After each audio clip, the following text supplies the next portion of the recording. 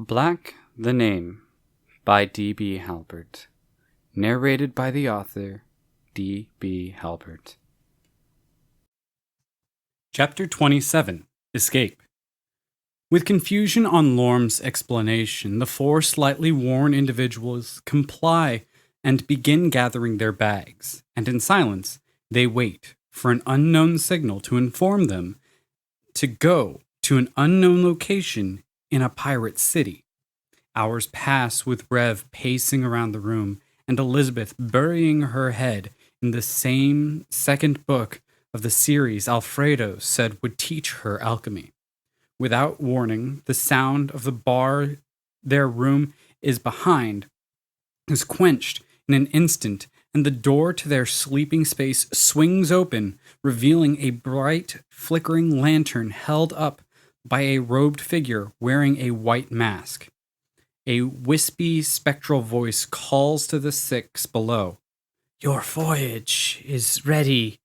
Come with me." Rev stops Pearl from joining the robed individual, asking the figure, "How do we trust you?" Pulling the mask from their face, the figure reveals her identity, Esmeralda, and she explains, "We don't have much time for this, Rev. Put these on," she says, tossing a bag into the room. "Captain, how did you get here? What are these?"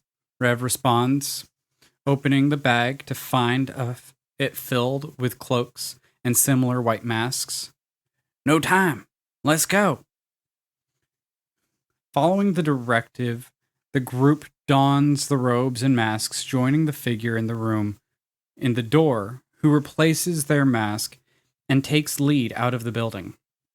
The bar the group is led through, which has been gregarious and loud, sits in eerie silence, and the black air of darkness, with the lights that had been dancing in the fireplace and from the lamps hung from the room all having been extinguished. The glow of the lantern held by the robed figure that leads them exists as the only source of light, and it leads them into the wood plank streets, where the hush continues. The lively nature of the pirate city sits dead in the night around the group as they emerge into the dock-like streets. The street lights all sit extinguished, and several drunken pirates lie unconscious on the wooden path. With lamp in hand, of the robed figure weaves quickly through the elaborate, unorganized collection of floating structures, leading the group through a visible seam in the cloister of buildings where the architecture shifts from rudimentary wood structures crafted from salvaged ship parts into Gothic structures with tiles exteriors like scales leading to twisted metal spear-like points that press from the fold of the sloped roofs, structures that do not appear as they should float. The group continues quickly through the collection of buildings, progressing deeper into the section of the pirate city where a thick fog rests over the water that did not produce fog in the other sections of the cluster. With their silhouettes fading into the white fallen cloud, the group hears sudden alarm from the direction they came. Shouts of anger and panic ring out with a distinct voice above the noise, and the crowd being barely understandable, revealing the source of the panic. "Jay's girl is missing!" The light of the lamp is undeterred by the calling, pressing forward deeper into the fog, demanding the group trailing to keep pace or be lost in the ever-thickening white sheet of moisture. The uproar quiets with the group pushing even further into a section of the pirate cove that Cromwell's goons refuse to enter. The voices become nearly non-existent behind the group by the time they emerge from the fog onto a different dock from the one they arrived on. A single black ship waits in the harbor, ominously swaying with its gangplank extended down to end of the long, slender pier. A robed figure extends their arm down the slender path, gesturing for the six they lead to this point to continue to the waiting vessel. Struck with confusion, Rev asks, "Why are you stopping, Captain?" The figure doesn't respond, pointing to the ship where the sound of a two-finger whistle pierces the cool night's air above the distant rumble of the fury of Esmeralda's escape. Looking to the source of the high-pitched call, the group finds, to their surprise, Esmeralda stood on the ship's deck. Stepping past the masked figure, the six all feel uneasy while they board the vessel, wondering who it was that led them through the city. With the question so strong in their minds, Rev immediately asks Esmeralda in the same instant, his first footstep on the ship, "Who in the heavens was that if it wasn't you?" Rolling her eyes, Esmeralda explains, "I knew you wouldn't just trust anyone, so I told Pumpkinhead that to have your escort show you a face that would make you trust him. Apparently, they must have chosen mine. Look, we have to set sail. It won't be long before dear old Dad spreads me his search to other two sections of the cove." Stepping from her crew and passengers, Esmeralda approaches an ornate black and gold urn locked to a pedestal directly next to the central mast. And resting her hands on the edges of the pedestal, Esmeralda yells at the mysterious object, "Raise the anchor! Set the sails! Get to your stations, sunken crew!" Rev and Lorm look to each other, confused by Esmeralda's words, thinking her to be addressing them in a way they are not used to. Before the two can hesitatively move to begin work, a rush of air around them announces the start of magic taking effect. A wisp of fog dances from within the supernatural cloud that sits over the ominous Gothic portion of the pirate city, covering the ship when this urn begins to shake in place. After a moment, the urn starts to release its own fog, a green and white smoke that sits on the deck and refuses to spill over the ship's edge. Pillowing up to the knees of the passengers, the fog begins to release upward, swirling columns that pierce toward the night sky across the ship's deck. Only large enough to conceal a single man, the plethora of fog pillars that form up from the heavy green fog heaves like breathing, with silhouettes forming and becoming almost tangible within it of humanoid figures that appear water-sodden, with weeks of decay and barnacle growths on their ethereal flesh. The green fog falls away, finally spilling over the sides of the ship onto the sea's surface, leaving the ghostly forms where the columns had been. Without words being able to escape their mouths, the sick, living individuals staring at Esmeralda watch in disbelief as the more than 20 spirit crew take to the tasks of the ship, pulling up the gangplank, drawing in the anchor, and opening the sails, causing the ship to shift into motion away from the pirate city with a jolt. With the cove drifting further away with every passing moment, Esmeralda turns to her friends and passengers, finding Rev glaring at her, his voice demanding from her, "All right, Captain. I think we deserve an explanation." Raising her hands, Esmeralda responds, "You're right. I just wanted to set sail before we could be found. It is like this. I know we wouldn't have the supplies for a 30-day trip.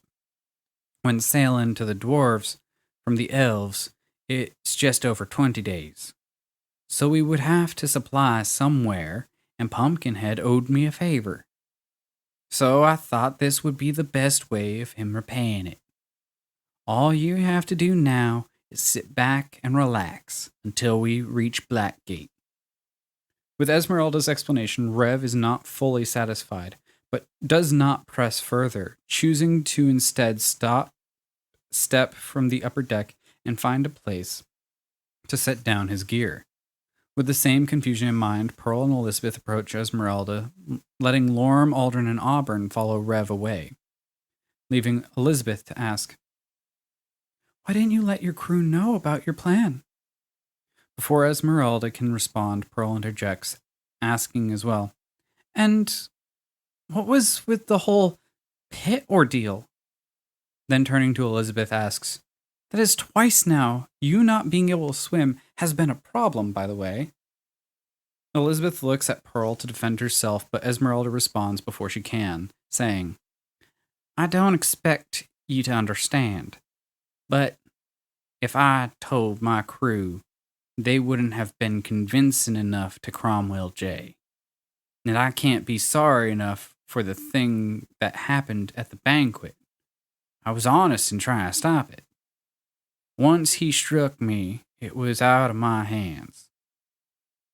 With greater understanding, Pearl and Elizabeth step from Esmeralda and find their way to the rooms similarly placed within the ship as the rooms the other ship had held. While walking from the deck, Elizabeth tries to explain, "Look, the Temple of Archangel was far inland. I never had a chance to learn to swim. I told you this before." Rolling her eyes, Pearl gives Elizabeth's shoulder a strong pat, responding, "Then we need to fix that. Can't have you venturing with the great Captain Pearl Sarya and not know how to swim. Or we can not do that and say we did." "No, you've convinced me. Once we have the moment, I'm teaching you how to swim." "Whatever, Pearl. Let's just help the people of Blackgate first, and then we can worry about where to go from there," Elizabeth responds dismissively, closing the door of the room she claims for herself for the rest of the journey. Unsatisfied, Pearl calls through the old ebony wooden door, "You are really too serious sometimes, Lizzie." The morning comes onto the black ship, and to the dismay of the passengers, who wake after only a few short hours of sleep, having been awake for most of the hours of the night waiting to make their escape. Quickly, the realization presses on them that the ethereal crew of a once sunken vessel manning the ship was not a part of a strange dream when the 7 living individuals on the voyage converge on the ship's deck, finding it drifting within a fog bank that seemingly has no end as the ship drifts forward at speeds akin to having the ocean's wind at its back without that being the case. With the ghostly crew receiving only a few minor orders from Esmeralda to set the ship's course in the correct direction, the living passengers find they can do with the day as they wish, finding themselves with free time, something they had not had since the start of their voyage from Iar Falmar. Aldrin tinkers on his suit, tightening loose joint fasteners and oiling exposed metal parts. Auburn returns to his room and reclines in his hammock bed. Rev and Lorm can't help but perform the jobs they would if there weren't a ghost crew handling all of the tasks on the ship, leaving Pearl and Elizabeth to do their own time, which brings Elizabeth to Pearl's door. With a knock, Elizabeth asks through the door, "Pearl, we have the time if you don't have to work on deck anymore. Did you want to continue?" Opening her door, Pearl looks both ways down the hall and guarantee there aren't extra ears nearby to listen in, responding in a hush, "I would, but with so many extra ears, I don't want to do anything that Aldrin would find find out about before we show him the results. Skeptical, Elizabeth steps from the door, responding, "Fine, I'll just go read for the rest of the trip." This becomes the norm. Sun setting and rising ushers the living passengers into menial self-imposed tasks before setting again. The days pass like this for 12 sunrises and sets, with the horizon remaining clear of weather and or land for the entirety of the journey. The 13th day comes with a change to the routine, as a mass of land uncharted on Esmeralda's maps rises from the horizon in the black ship's path.